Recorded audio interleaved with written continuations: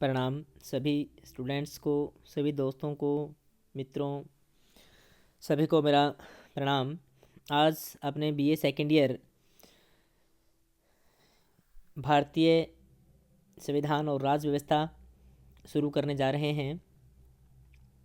जो अपनी second book है वहाँ उसका जो पहली यूनिट है संविधान की उद्देशिका, प्रिएम्बल ऑफ द कॉन्स्टिट्यूशन, उसके फीचर्स। यहाँ जो फर्स्ट यूनिट है कॉन्स्टिट्यूशन असेंबली, उसमें पहला जो टॉपिक हमने लिया है वो है प्रिएम्बल। मैं एक मिनट का समय लेते हुए आपको बता दूं, आज जो मैंने वीडियो बनाई है वो कॉम्पिटिटिव एग्ज़ाम्स, असिस्टेंट प्रोफेसर्स और अपने मुख्य रूप से विश्वविद्यालय की जो परीक्षा है बीए सेकेंड ईयर्स, उसको ध्यान में रखते हुए इसमें फैक्चुअल, कंसेप्चुअल और शॉर्ट नोट ऐसे टाइप क्वेश्चन उसको ध्यान में रख के बनाई है।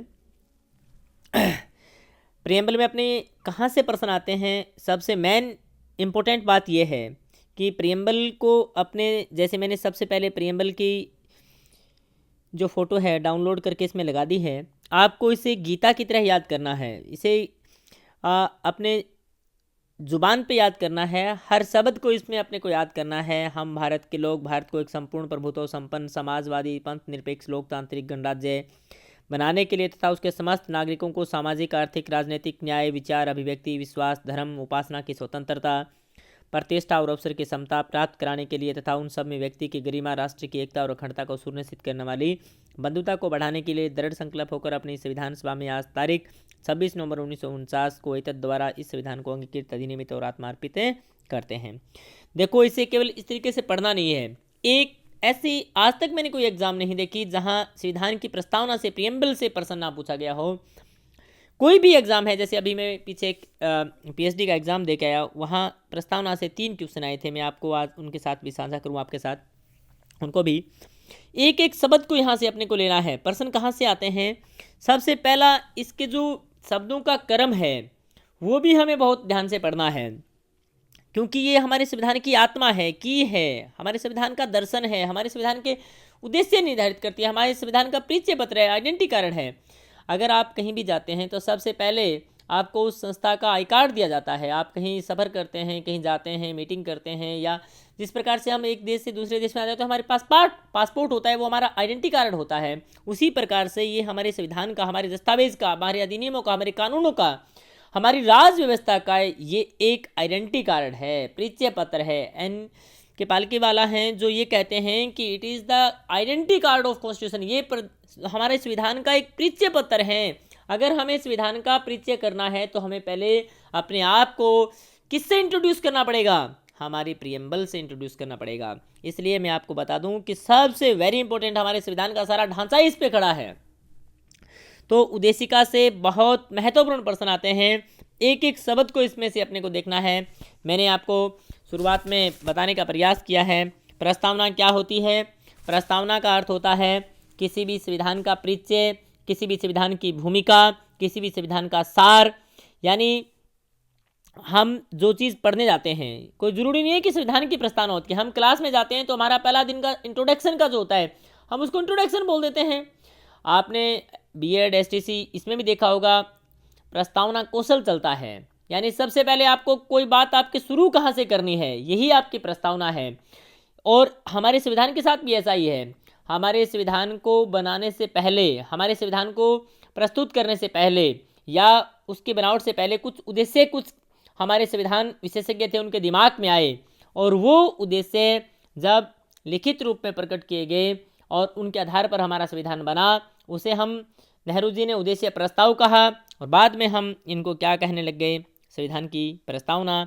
विश्व के अंदर हम बात करें तो विश्व का सबसे पहला लिखित संविधान कहाँ का है? यूएसए का। तो निश्चित रूप से प्रस्तावना कौन से देश की है? यूएसए की। वहाँ से अलग अलग देशों, ऑस्ट्रेलिया से भारत। पर्सन वेरी इंपॉर्टेंट यहाँ से बनता है कि भारत की प्रस्तावना कहाँ से ली गई है। तो अंतिम रूप से भारत की प्रस्तावना है वो निस्संदेह यूएसए से ली गई है।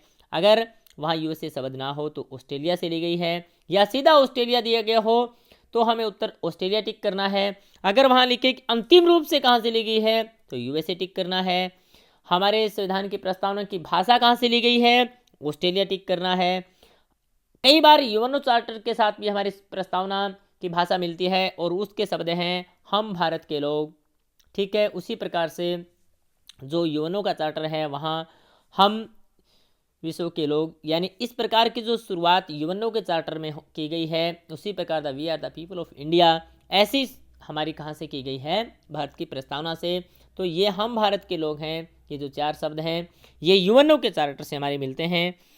ये अभी आरईटी जो हमें दे के आया था उसमें प्रश्न आया था कि हमारी जो संविधान का जो दर्शन है, प्रस्ताव दर्शन पूछा था उसने, हमारे संविधान का दर्शन कहाँ से लिया गया है? गांधी जी के थॉट से, नेहरू जी की थॉट से, भीमराव अंबेडकर की थॉट से।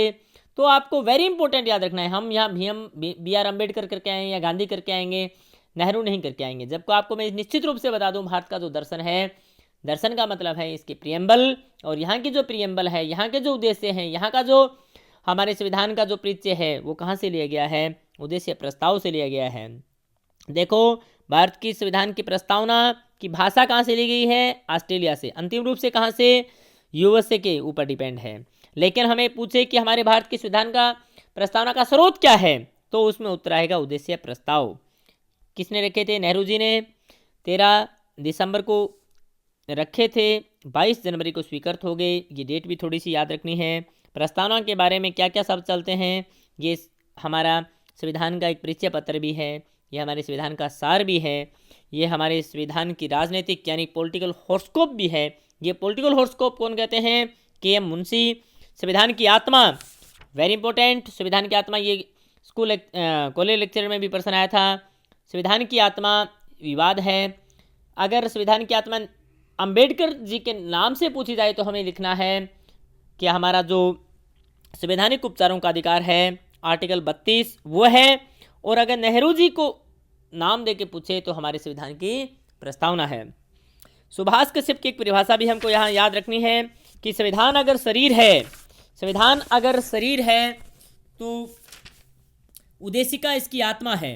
उद्देशिका अगर आधारशिला है, इसकी नींव है, तो संविधान इस पर खड़ी हुई एक बिल्डिंग है, एक अट्टालिका है। यानी उद्देश्य में, यानी हमारी जो प्रियम्बल है उसमें प्रमुख रूप से हमारे संविधान का सार, हमारी आत्मा की, हमारे संविधान का दर्शन निहित है। संविधान के ये प्रियम्बल संविधान का भाग है या नहीं है, ये पहली बार बैरुवारी एक क्षेत्र था अपने पश्चिम पाकिस्तान जो आज बांग्लादेश है, वहाँ पे विवाद हुआ 1960 में, और जब ये बात न्यायालय में गई तो प्रस्तावना को संविधान का भाग नहीं माना और यह कहा गया कि अगर ये क्षेत्र पाकिस्तान को दिया जाता है तो इससे संविधान को कोई फर्क नहीं पड़ेगा, हमें संविधान संशोधन नहीं करना पड़ेगा, क्योंकि हमारी जो उद्देशिका है वो केवल संविधान का प्रेरणा स्रोत है, वो संविधान का भाग नहीं है, इसलिए संविधान संशोधन करने की कोई आवश्यकता नहीं है। और ये भी कहा गया कि संविधान की भाषा अगर संदिग्ध है, स्पष्ट है, तो हम प्रियम्बल से संविधान निर्माताओं के आशय को समझ सकते हैं।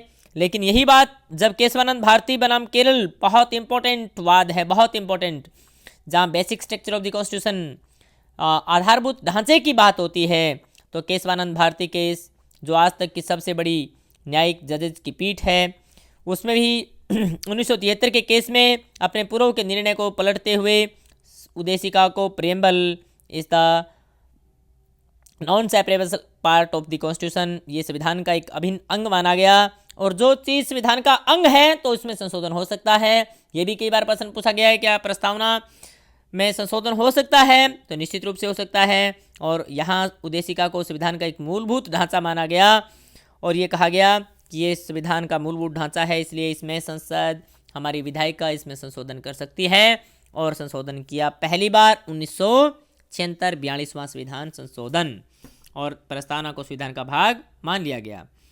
या बहुत इंपॉर्टेंट प्रश्न, प्रस्तावना संविधान का भाग है, संशोधन है, कर सकते हैं, मूलभूत ढांचा है, लेकिन फिर भी ये वाद योग्य नहीं है। वेरी इंपॉर्टेंट, संविधान की भाग होते हुए भी वाद योग्य नहीं है। कारण, क्योंकि अगर प्रस्तावना में लिखे उद्देश्य को हम लागू नहीं कर पाते हैं, राज्य लागू नहीं कर पाता है, तो हम न्यायपालिका की शरण नहीं ले सकते। उसमें तो कहा गया है सामाजिक, आर्थिक, राजनीतिक न्याय, यानी अभी सामाजिक न्याय या आर्थिक न्याय की कल्पना ही की गई है, प्राप्ति नहीं की गई है। व्यक्ति की प्रतिष्ठा, अवसर की समता प्राप्त की जाए, देश की अखंडता को बनाए रखा जाए, सबके साथ बंधुत्व की भावना हो। अगर ये चीज़ें प्राप्त नहीं होती हैं तो हम इसे कोर्ट में चैलेंज नहीं कर सकते, हम कोर्ट राज्य पर केस नहीं कर सकते। जिस प्रकार से भाग 3 में हमें जो मौलिक अधिकार दिए गए हैं, अगर वो हमें नहीं मिलते हैं तो हम सुप्रीम कोर्ट सीधे या हाई कोर्ट जा सकते हैं और राज्य के ऊपर एक वाद दायर कर सकते हैं।